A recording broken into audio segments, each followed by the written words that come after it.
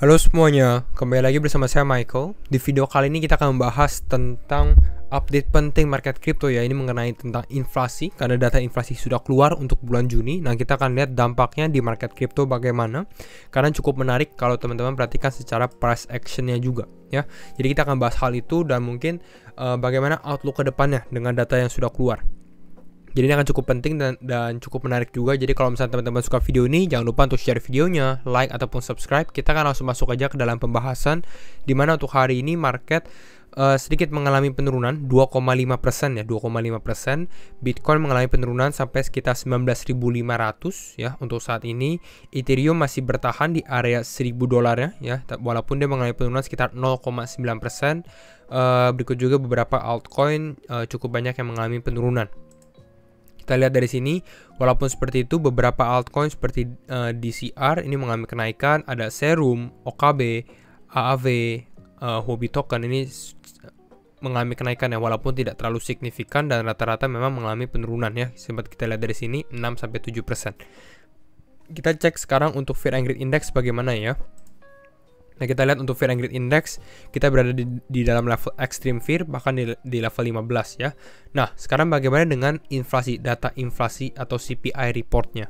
Nah, kalau kita perhatikan, ini dari Wall Street Journal, inflation reach highest rate in nearly 41 years. Jadi inflasi di Amerika ya. Jadi ini data untuk inflasi di Amerika, mencapai highest rate, paling tinggi gitu ya, data paling tinggi di dalam bisa dibilang 4 dekade atau 41 tahun itu inflasinya.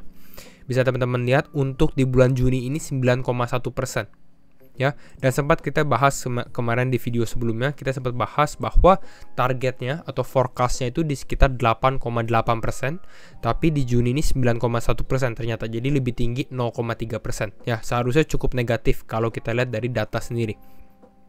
Kita bisa lihat dari sini, the consumer price index reading for June was higher than May's annual rate of 8.6%. Jadi lebih tinggi dari bulan Mei juga di 8,6%. Jadi ini paling tinggi lah dari 41 tahun ya. Lalu bagaimana dampaknya? Pastinya kalau inflasi tinggi seperti ini, kemungkinan besar adalah Federal Reserve ini akan lebih agresif ya, akan lebih agresif untuk apa? Untuk menaikkan suku bunganya. Gitu ya. Fed officials to shift to a faster pace of interest rate increase. Jadi kalau kita lihat untuk mungkin beberapa aset beresiko ya, salah satunya kripto sebenarnya ya, dengan adanya kenaikan suku bunga ini tidak terlalu positif. Ya, tapi kita akan lihat juga jadi ini di video ini kita lebih membahas tentang makroekonominya bagaimana ya.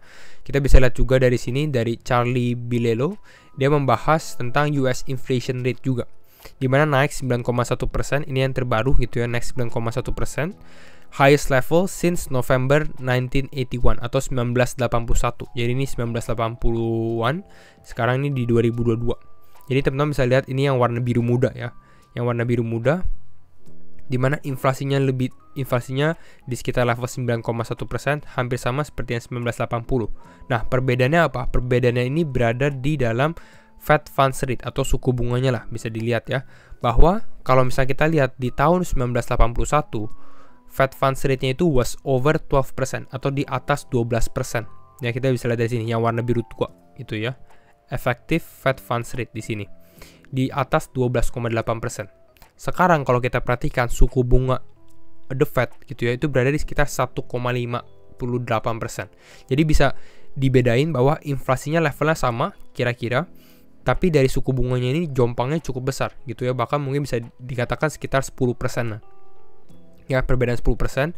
Nah, artinya apa? Artinya kemungkinan besar dalam beberapa bulan ke depan bisa jadi ya Federal Reserve ini akan lebih agresif gitu ya. Kalau kita lihat dari sini, karena ini salah satu kebijakan moneter ya dari Federal Reserve atau Central Bank Amerika. Dan kita lihat juga untuk global inflation rate bagaimana ya secara global. Kita bisa lihat di sini, kita bisa lihat beberapa negara besar gitu ya. Kita lihat Amerika ya, yang warna biru 9,1%. Jadi ini salah satu yang cukup besar ya. Paling atas ini yang paling rendah ya, Saudi Arabia naik sekitar 2,2%. Kita lihat yang paling tinggi ini Venezuela, Turki, Argentina, Rusia, Poland, Brazil, Spanyol, Inggris sama Amerika ya. Salah satunya kita bisa perhatikan US, UK, Amerika dan Inggris, dua-duanya mengalami kenaikan inflasi yang cukup besar 9,1%. Ya, bagaimana dengan kita, Indonesia? Indonesia ini berada di kisaran 4,4%. Tetap ada kenaikan juga, tapi mungkin tidak terlalu agresif ya, tidak terlalu sebesar mungkin beberapa negara di Eropa gitu ya. Tetap kita mengalami hal yang sama juga sebenarnya ya. Selanjutnya bagaimana dengan CPI seperti ini? Kemungkinan besar kita bisa lihat di FOMC market akan lebih ya mungkin beritanya akan lebih negatif karena Federal Reserve akan lebih agresif lah ya. Kita lihat juga beberapa data penting juga sebenarnya itu dari earnings ya. Karena bisa dibilang kuartal 2 sudah berakhir gitu ya. Jadi kalau teman-teman yang mungkin cukup aktif di saham, biasanya earnings ini akan cukup penting juga, khususnya adalah untuk influence atau akan berdampak terhadap kripto biasanya adalah tech stocks ya, atau perusahaan teknologi lah di Amerika ya. Dan ini sudah mulai next week, minggu depan, mulai dari Netflix, ada Tesla, ada Google, Microsoft gitu, Google dan Microsoft, ada Meta, Facebook ya, lalu ada Apple dan ada Amazon gitu ya. Jadi ini cukup penting juga. Kita bisa lihat performance beberapa perusahaan teknologi dalam mulai dari tahun ini sebenarnya ya, mengalami penurunan yang cukup drastis juga ya. Kalau teman-teman perhatikan, sempat kita mention di beberapa video juga ya. Jadi ini akan cukup penting juga. Kalau negatif ya bisa jadi berdampak ke market kripto. Nah, kita akan langsung masuk aja untuk membahas pergerakan price action dari Bitcoin ya. Biasanya memang kita sudah sempat bahas kalau misalnya momen penentuan seperti ini, secara price action dari Bitcoin khususnya ataupun altcoin ini akan sangat-sangat fluktuatif. Ini nanti kita akan coba membahas kira-kira artinya apa. Tapi kembali lagi, disclaimer on and do your own research, karena setiap keputusan tetap di tangan teman-teman.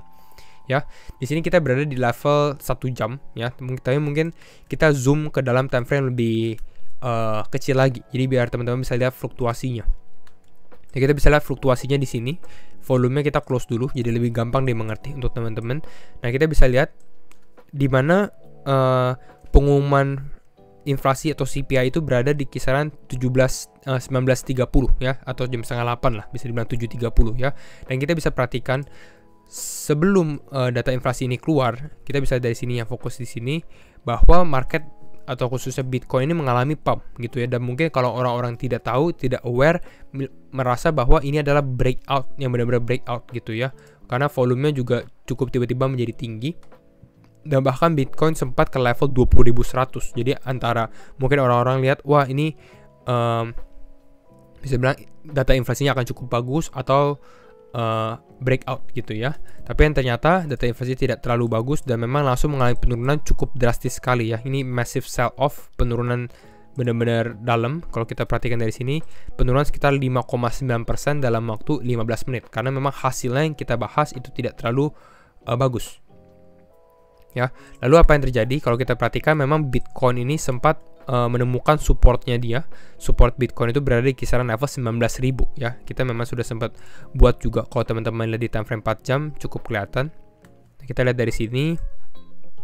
Nah ya, ini adalah support Bitcoin yang memang masih bertahan gitu ya, di sini level 19.000-an. Yang ini sempat tes beberapa hari sebenarnya di level 19.000 dan tidak turun. Lalu ini kita sempat tes lagi tadi ya.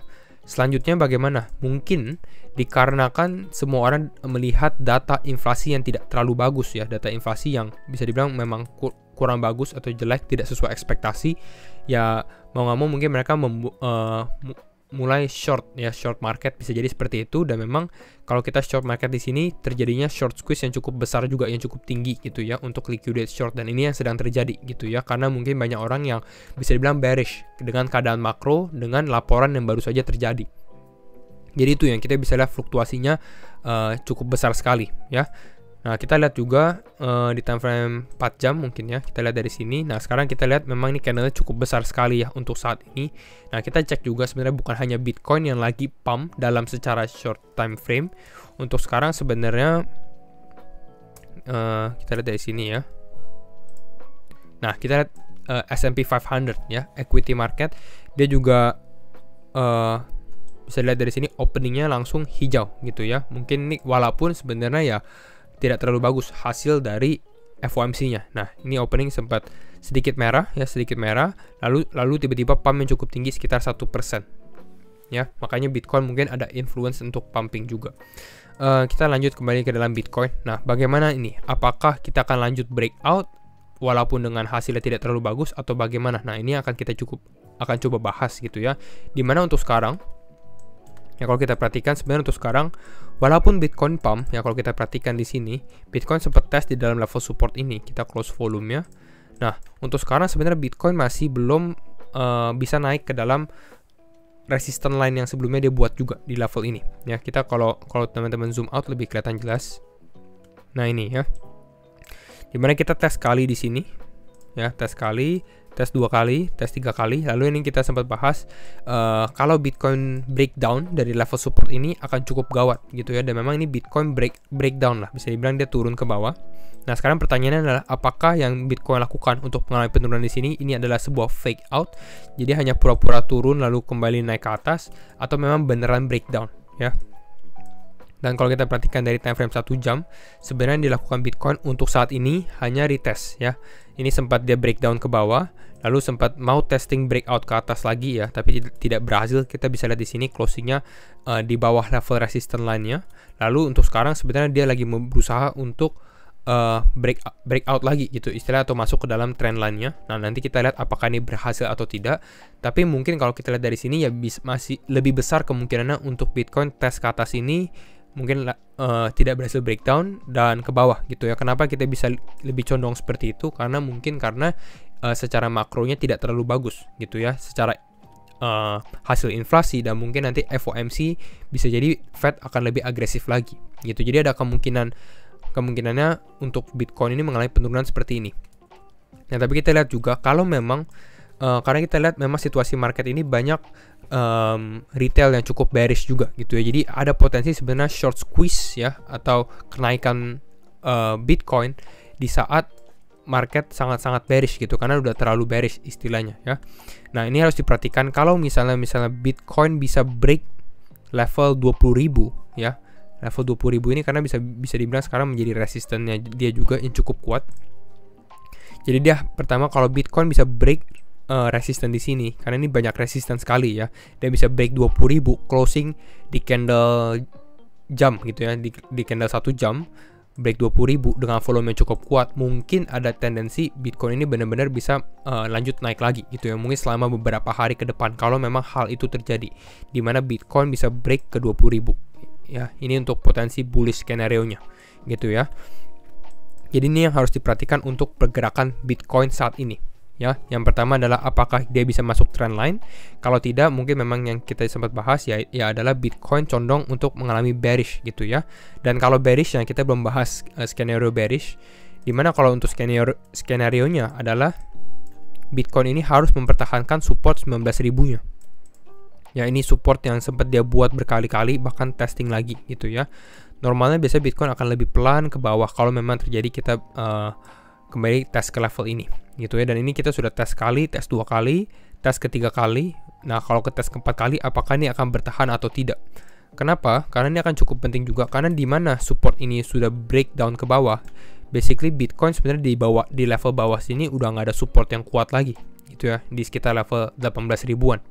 Jadi ada kemungkinannya kalau misalnya kita turun di level 19.000, malah akan terjadi massive sell off yang cukup besar gitu, penurunan yang benar-benar turun ke bawah untuk Bitcoin maupun altcoin.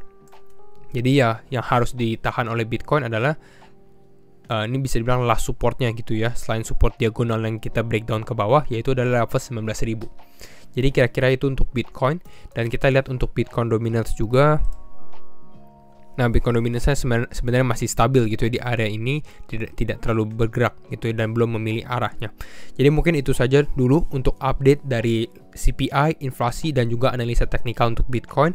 Dan kalau misalnya teman-teman suka video ini, jangan lupa untuk share videonya, like ataupun subscribe. Dan sekali lagi, thank you semua for watching and see you in the next video. Bye bye.